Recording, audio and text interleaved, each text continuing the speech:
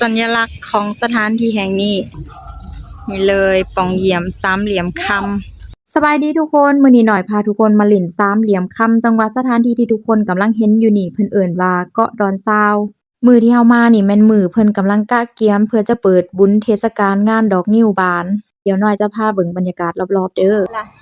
ใครมาล่ะคิดว่าย่านหลงก็บ่ต้องห่วงเด้อเด้เพราะว่าเพิ่นมี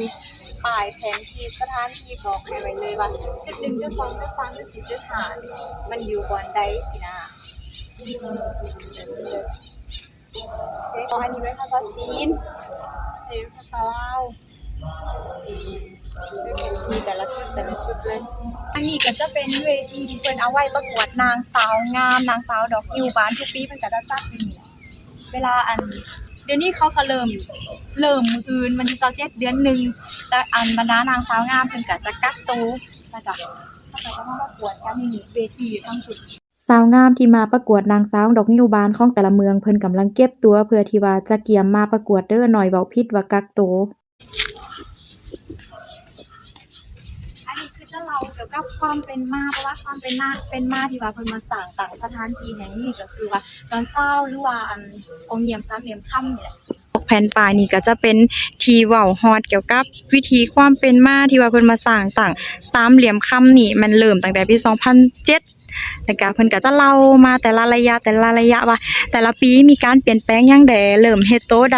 ดสินะเด้จนว่าฮอด2010นี่เริ่มเฮ็ดหยังแด2011เริ่มเฮ็ดหยังแด2012จนมาฮอดปัจจุบันนี้2020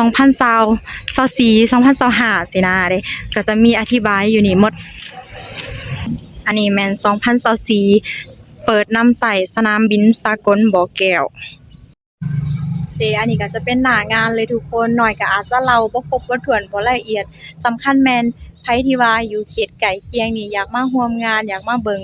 ก็สามารถมาได้เด้อตอนนี้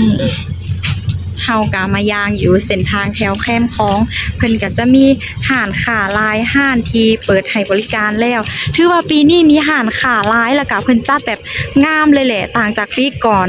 แล้วก็ได้ทางเพิ่นก็มีนักท่องเที่ยวที่เพิ่นก็มาเที่ยวสินะมาชมเริ่มทยอยมาแล้วคาดว่ามื้ออื่นหรือว่ามื้อฮื้อนี่คนอาจจะแห้งหลายกว่านี้เลยแหละเด้ชมวิวนำคลองบรรยากาศแคมคลองแบบงามๆเลยนี่เด้ปีนี้เพิ่นจัดอลังการเติบงานเทศกาลดอกงิ้วบานครั้งที่22ประจำปี2025ที่เขตเศรษฐกิจพิเศษสามเหลี่ยมคำแขวงบ่อแก้วตัวนั้นแม่นจะเป็นตลาดที่เพิ่นเอาไว้แบบขายเครื่องของที่ระลึกหยังต่างๆนะแต่ว่ามื้อนี้เฮาจะบ่ได้ไปเพราะว่าเฮามีเวลาจำกัดแต่ถ้าว่าไผได้มาทางสามเหลี่ยมค่ำก็อย่าลืมมาแวะเด้อเกาะดอนซาวภาพบรรยากาศอยู่แค่ฝั่งแม่น้ำคลองฝั่งนี้เป็นฝั่งลาวฝั่งนั่นเป็นฝั่งไทยงามแฮงน้องฝั่งทางนี้เพิ่นก็เริ่มมาขายเครื่องขายของแล้วคือประมาณว่าตลาดนัดจะมีคนมาขายเครื่องขายของแล้วก็มีอาหารหลายอย่างงานโชว์ศิลปะของแต่ละเมืองหยังก็เพิ่นก็จะเอามาโชว์ตามนี้เลยแม่นโซนเครื่องลิ้น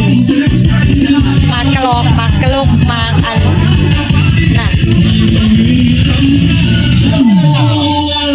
หลังจากเฮาย่างลิ้นอยู่แถวแคมคลองแล้วบัดนี้เฮาก็จะเข้าไปใน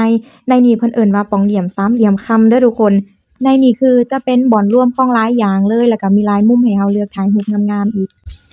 มีแต่ต้นดอกงิ้วเต็มไปหมดเลย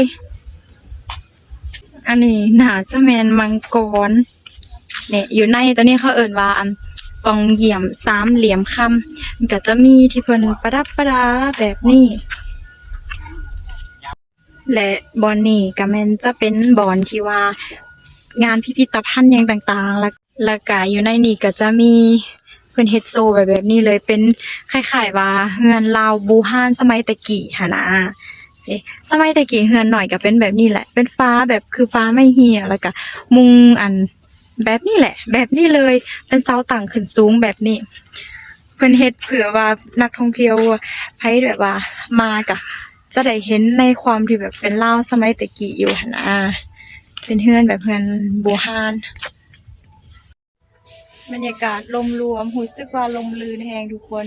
เด้มีแบบอ้อมรอบด้วยป่าแบบนี้เดี๋ยวเราจะพาไปเบิ่งบอลที่เป็นซิกเนเจอร์ของอันที่วันนี้ก็คือมันจะมีรูปอันเพิ่นจะเอิ้นบอลนี้ว่าลานเทพธิดาต่อต้านยาเสพติดเป็นรูปปั้นอันเทพธิดาที่อันน้อยเว้าไปเมื่อกี้เชื่อว่าพี่น้องทางฝั่งไทยอยู่แถวเชียงแสนหรืออยู่แถวอันสามเหลี่ยมแถวนี้นะน่าจะเคยมาสถานที่นี้แล้ว เพราะว่ามันอยู่ไกลกันแห้งไกลแบบข้ามฝั่งน้ำคลองไปซื่อๆนะนี่คือสถานที่นี้เลยเทพธิดาต่อต้านยาเสพติดนี่เลยก็จะเป็นรูปแบบ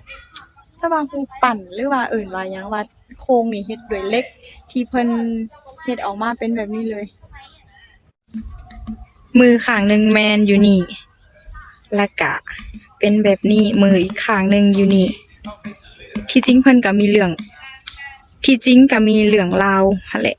มีเรื่องราวแล้วเพิ่นจริงมาเฮ็ดเป็นรูปปั้นนี่หั้นนะตัดภาพมาที่ข้างหน้าแน่เพิ่นก็จะประดับประดาแบบงามๆแบบนี้เลยเตรียมต้อนรับนักท่องเที่ยวงามแฮง那就算是从不所谓。